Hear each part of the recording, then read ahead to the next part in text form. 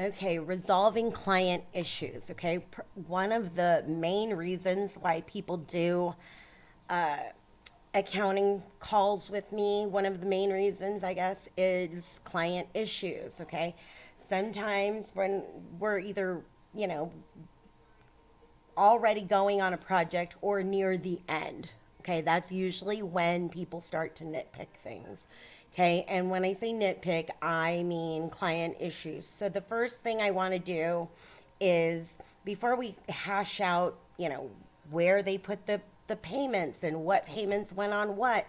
Okay, the first thing we're going to always want to do, and I tell everybody this, is one, let's just make sure that we have all the payments that the client paid us. Okay, we want to know one, that they've cleared the bank, right? We want to make sure every single one of these is cleared on a bank rec.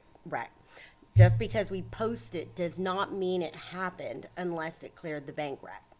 Okay, so that's the first thing. I'm going to check these and I'm going to make sure that they all have cleared. Okay, and usually I would never have anything sitting. When I train people, I make sure nothing's sitting. So by now, I would know that every single last one of these, probably except for the 517, which is a correction.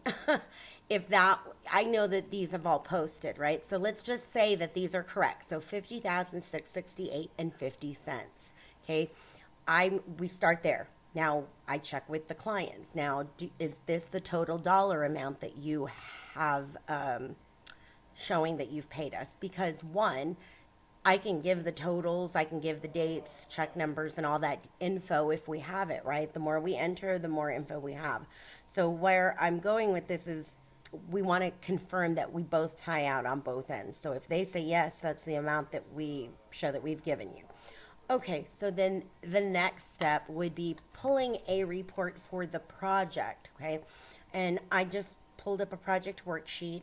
This one is going to give us the total price, and then it's going to show the client payments and the client total balance, okay? So here you can see this was the total of the project, and you can see that this was the amount that we received. It's short by $1 because that $1 is in funds available.